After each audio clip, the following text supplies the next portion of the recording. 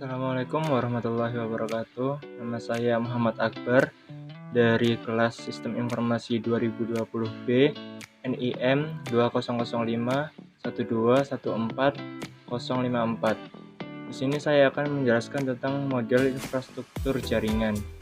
Yang pertama adalah pengertian. Jaringan komputer adalah jaringan telekomunikasi yang memungkinkan antara komputer untuk saling berkomunikasi dengan bertukar data. Tujuan dari jaringan komputer adalah agar dapat mencapai tujuannya. Setiap bagian dari jaringan komputer dapat meminta dan memberikan layanan. Pihak yang meminta atau menerima layanan disebut klien, dan yang memberikan atau mengirim layanan disebut peladen atau server. Desain ini disebut dengan sistem client server yang digunakan pada hampir seluruh aplikasi jaringan komputer. Yang selanjutnya adalah pembagian jaringan berdasarkan cangkupan. Yang pertama adalah PAN atau Personal Area Network, adalah jaringan telekomunikasi antara satu perangkat dengan perangkat yang lain dalam jarak yang sangat dekat. Kontrol pada jaringan PAN dilakukan dengan otoritas sendiri. Yang kedua adalah LAN atau Local Area Network, merupakan suatu jaringan yang hanya mencakup wilayah lokal. Yang ketiga adalah MAN atau disebut Metropolitan Area Network, adalah jaringan komputer yang mencakup wilayah luas. Maksudnya, wilayah yang luas ini seperti mencakup antar kota. MAN digunakan karena kecepatan transfer data yang dikenal cepat.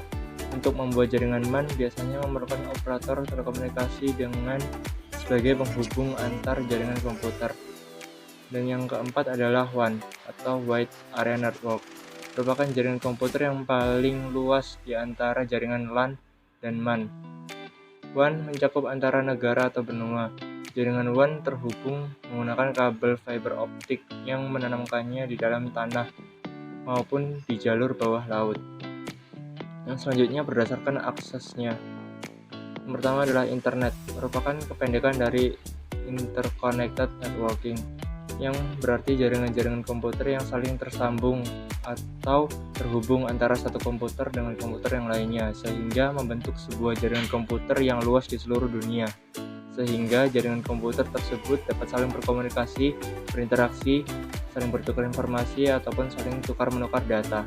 Yang kedua adalah intranet, adalah jaringan komputer yang saling berhubung atau tersambung yang digunakan oleh suatu sistem organisasi maupun lembaga. Atau definisi intranet yang lain adalah intranet merupakan suatu jaringan komputer yang berbasis protokol TCP atau IP. Layaknya jaringan internet, hanya saja penggunanya yang dibatasi atau lebih tertutup. Jadi tidak semua pengguna atau orang dapat secara mudah mengakses jaringan intranet, serta hanya orang atau pengguna tertentu saja yang dapat masuk dan menggunakan jaringan intranet. Yang selanjutnya adalah berdasarkan cara membangunnya. Yang pertama, ada jaringan ad hoc, merupakan bentuk komunikasi jaringan wireless yang paling sederhana. Ad hoc mode digambarkan sebagai jaringan peer-to-peer atau juga disebut dengan Independent Basic Service Set (IBSS). Ad hoc mode digunakan untuk membentuk jaringan ketika wireless infrastruktur tidak tersedia dan layanan seperti klien server tidak diperlukan. Jaringan infrastruktur wireless LAN itu adalah yang kedua. Jaringan infrastruktur wireless LAN memiliki SSID atau Service Set Identifier sebagai nama jaringan wireless tersebut. Sistem penamaan SSID dapat diberikan maksimal sebesar 32 karakter. Karakter-karakter tersebut juga dibuat case sensitif sehingga SSID dapat lebih banyak variasinya. Dengan adanya SSID, maka wireless LAN itu dapat dikenali. Pada saat beberapa komputer terhubung dengan SSID yang sama, maka terbentuklah sebuah jaringan infrastruktur. Yang ketiga adalah topologi jaringan. Jika dijelaskan secara singkat, topologi jaringan dapat diartikan sebagai bentuk atau model hubungan benda-benda atau perangkat-perangkat yang berperan dalam sebuah jaringan komputer tertentu. Menurut Wikipedia sendiri, pengertian topologi jaringan adalah hal yang menggambarkan hubungan geometri antara unsur-unsur dasar pembuatan jaringan, yaitu node, link, dan station. Yang keempat adalah topologi bus. Ini adalah topologi yang pertama kali digunakan untuk menghubungkan komputer. Dalam topologi ini, masing-masing komputer alias terhubung ke kabel yang panjang dengan beberapa terminal. Pada akhir dari kabel harus diakhiri dengan satu terminator. Topologi ini sudah sangat jarang digunakan dalam membangun jaringan komputer biasa karena memiliki beberapa kekurangan, antara lain kemungkinan terjadi tabrakan aliran data jika salah satu pengguna itu perangkat rusak atau kerusakan pada satu bagian komputer, maka jaringan tidak akan bekerja sebelum kerusakan tersebut diatasi. Yang kelima adalah topologi star. Seperti namanya, susunan pada topologi star seperti lambang bintang yang biasa kita buat. Topologi ini memiliki node inti atau tengah yang disambungkan ke node lainnya. Yang keenam adalah topologi ring. Digunakan dalam jaringan yang memiliki kinerja tinggi, jaringan yang membutuhkan bandwidth untuk fitur yang sensitif terhadap waktu seperti video dan audio. Untuk ketika kinerja dibutuhkan saat komputer yang terhubung ke jaringan dalam jumlah yang banyak. Pada topologi ring ini, masing-masing titik atau node berfungsi sebagai repeater yang akan memperkuat sinyal di sepanjang sirkulasinya. Artinya masing-masing perangkat saling berinteraksi untuk menerima sinyal dan perangkat sebelumnya, kemudian memantaunya pada perangkat sebelumnya. Proses menerima dan sinyal data ini dibantu oleh token. Yang selanjutnya, yang ketujuh adalah topologi mesh. Adalah gabungan dari topologi ring dan star yang sudah saya jelaskan di atas. Topologi mesh adalah suatu untuk hubungan antar perangkat di mana setiap perangkat terhubung secara langsung ke perangkat lainnya yang dapat ada di dalam jaringan. Hasilnya, dalam topologi mesh, setiap perangkat dapat berkomunikasi langsung dengan perangkat yang dituju.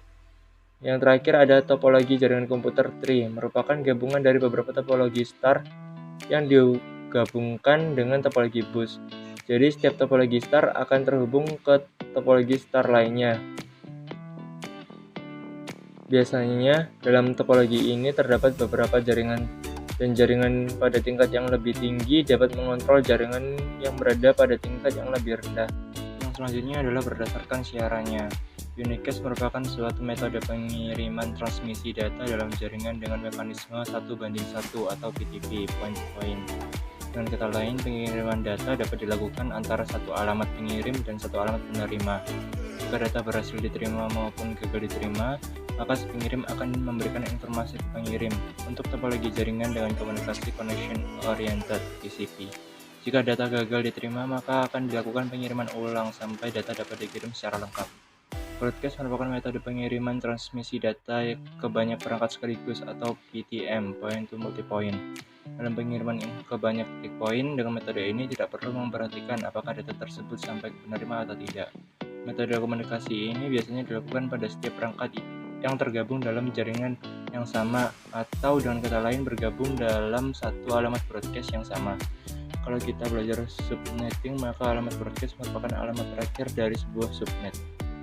Yang selanjutnya adalah metode multicast, yang digunakan juga hampir sama dengan broadcast.